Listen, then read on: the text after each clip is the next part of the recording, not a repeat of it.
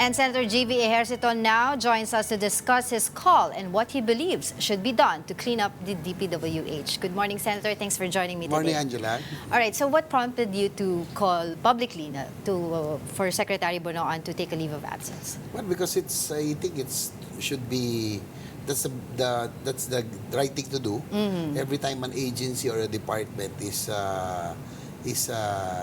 riddled or faced with controversies, it's natural for the head, like for delicadesa's sake, to take a leave of absence again, not so as not to influence the department or the agency in the course of the investigation while it's ongoing. Right. Senator, I want to discuss also, I was able to interview Congressman Terry Redon yesterday, and he said that he found out yung mga na bisita ni Pangulong Bongbong Marcos na flooded, flood control projects na anomalous, ay hindi daw po nila nakita na may congressional insertions, but instead it was in the NEP or NEP, National Expenditure Program. So what is the significance of this finding? What is the significance of this finding, knowing na parang na-excuse po dito ngayon yung mga Congress and saying na talagang DPWH ang may kasalanan dito? Well, not necessarily, Angela, I would say, because in NEP, sometimes they also ask yung mga projects, no? So sometimes there's still intervention that is early, that can be reflected on the National Expenditure Program. Ako man, I would say, Angela, I would like, I think insertion or congressional intervention is not bad, no? Especially for us, if you can stand by it, no? If it's really needed, a project or a program, if you can stand and defend it in Plaza Miranda, as they say, then it's not bad. Then for us, I mean, the Senate is known for its institutional insertions, no? Like, for example, AFP modernization, if it's your advocacy, kung nabawasan yan sa GAA or the House GAB, then it's a prerogative, no, to insert. Like, for the past 2 years, we have been inserting from 5 billion, ginawa namin 10 billion, for example. If it's yung advocacy mo, for example, is education, you can add for UP or other state universities. So what makes it bad? What makes it bad is yung post-enactment intervention. Yung it's already there. Kunbawa, mayroong program, somebody asked for a project from a legislator to help if you were able to insert. But after that, you should stop there. Yung choosing the contractor, the bidding, everything, you should not have anything to do with it anymore. The post-enactment intervention should not be allowed. That makes it bad. Okay. So, kasi nagkaroon nga ng bribery allegations, ngayon nakakulong yung sinasabi nga ni Congressman Leviste. Do you think also that there are bigger fish to fry? Hindi lang yung mga district engineers?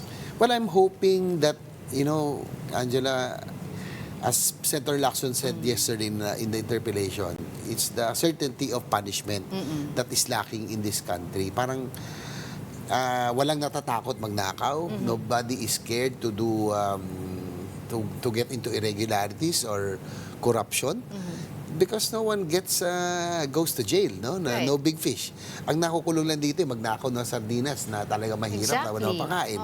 Pero pag maganda yung bihis, naka-Amerikana, naka-signature, they get away with it. So, I think, I'm hoping that this will be an eye-opener already. That too blatant na. It's too extravagant.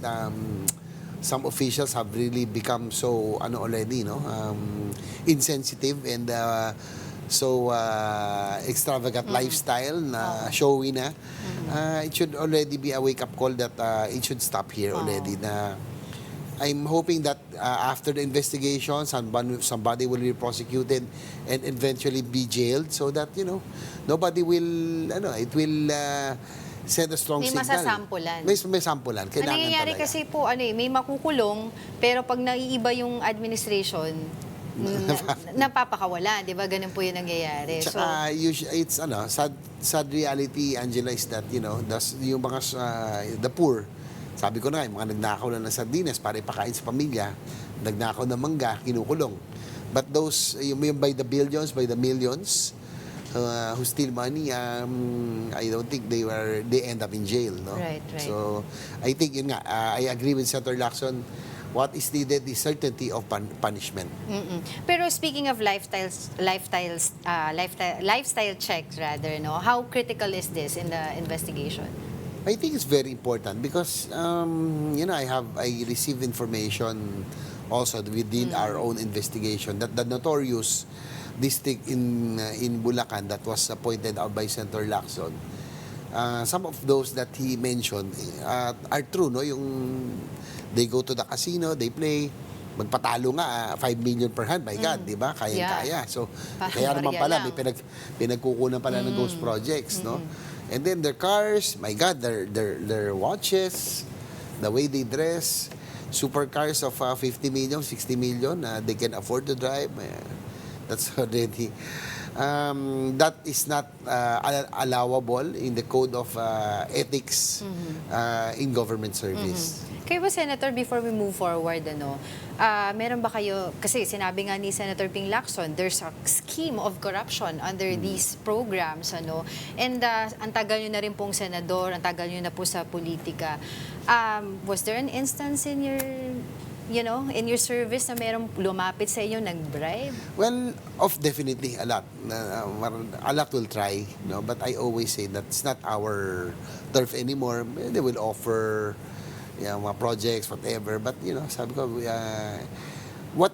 I would admit that if there are some local governments that you help, provinces, hospitals, improvement, that we really help. No? We try.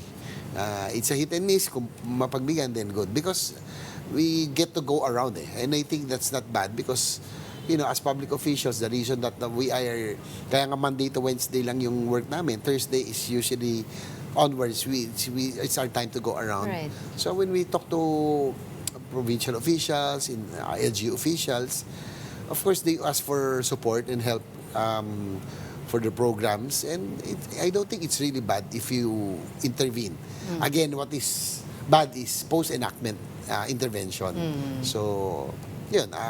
For example, hospitals now that I go around, is my advocacy that as the principal sponsor and author of Universal Healthcare, I try to do to help and support and improve the provincial and the other regional hospitals as I go around, especially during the budget season. But speaking of LGUs, kasi ngayon, ever since pumutok itong issue na to, we've seen a lot of finger pointing. Yes. Sinasabi ng mga LGU, wala kaming alam dito sa nangyari dito, walang coordination with DPWH, etc., etc. So how do we fix this? Well, Anja, I think this brings me to what I've been fighting for and I've been pushing, yung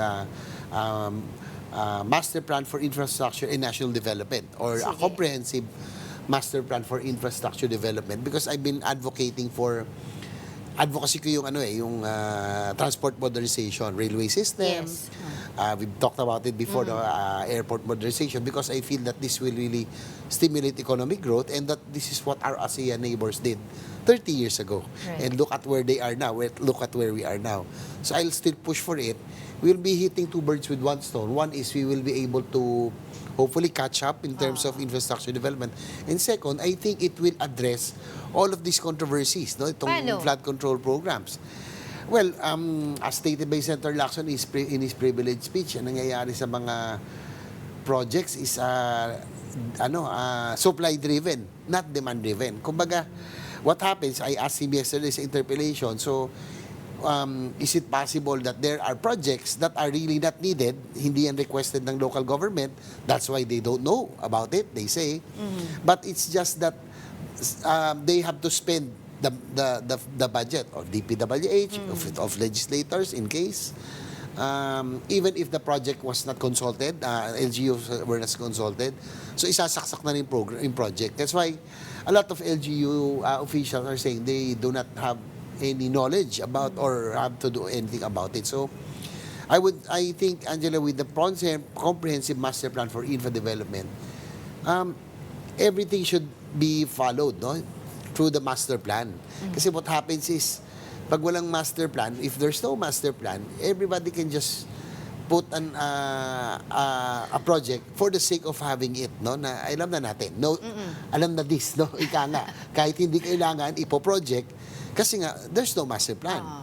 Angela, we've been investigating, having hearings on the flooding of Central Luzon for the past 3 years. Right. At the same time, no, if I'm not mistaken, Pampanga, Tarlac, Bulacan, and parts of Metro Manila, we will not be able to solve this flooding if we continue to have projects that are big floodways, spillways, water impounding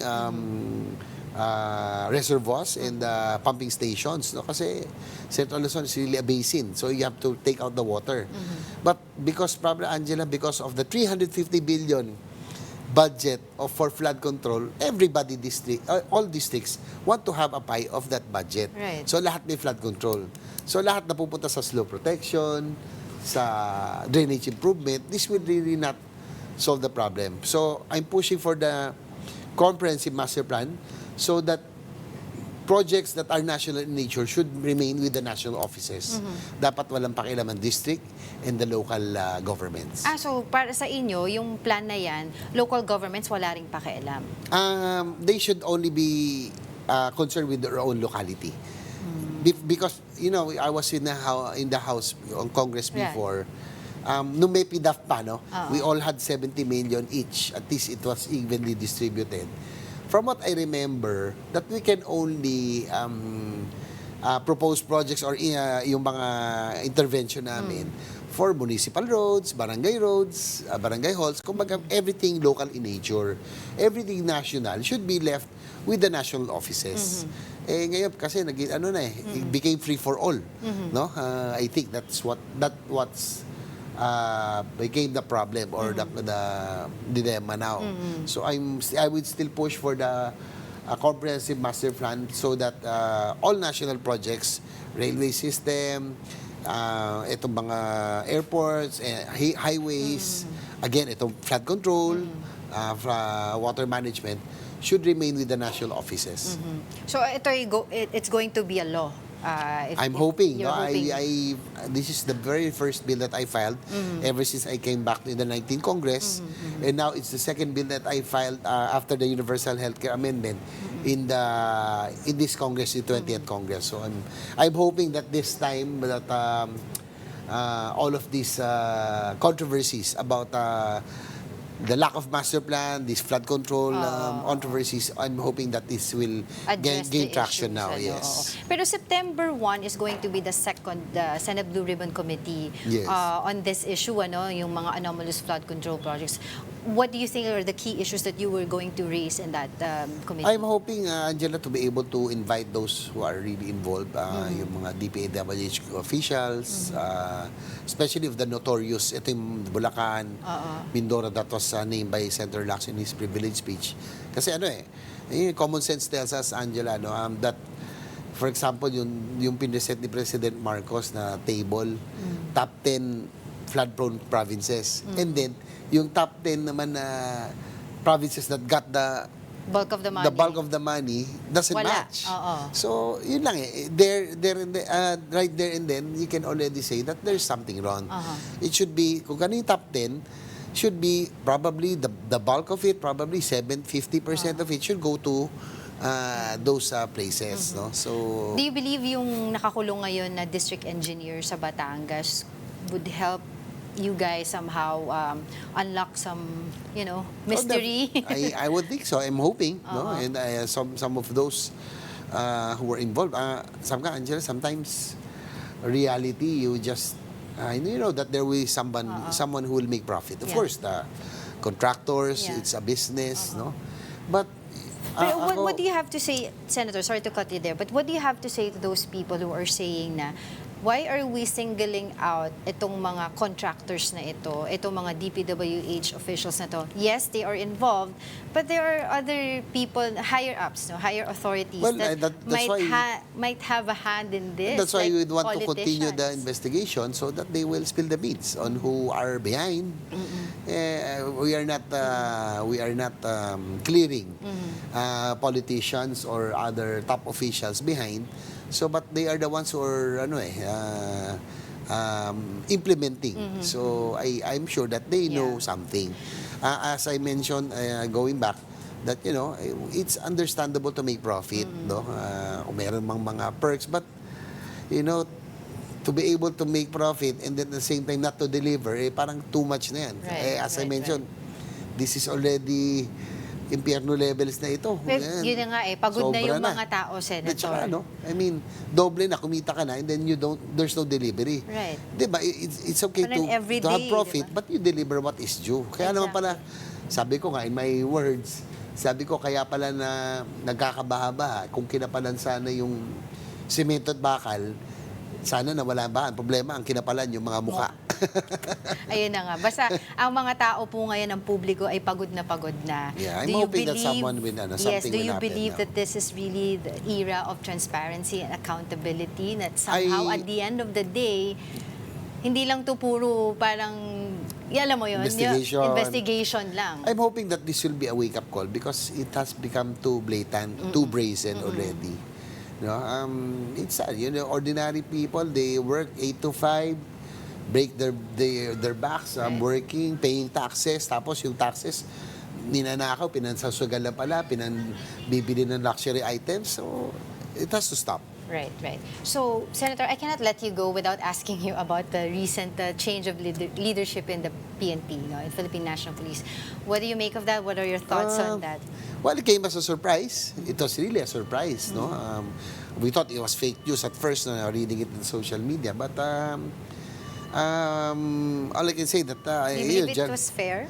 Do you believe it was fair for General It's a prerogative of the president, but we do not know what really are the reasons behind. But I'm hoping that the new PNP chief would be able to perform because I think he has big shoes to fill because I think whatever, like him or not, Gerald Torre has become a little bit popular, no? Right. For a PNP chief. So big shoes to fill for new PNP chief Gerald Nartates. With that, thank you so much for joining me today, Senator JV Ejercito, the Senate's Deputy Majority Leader. Thank you so much. Angela. Thank you.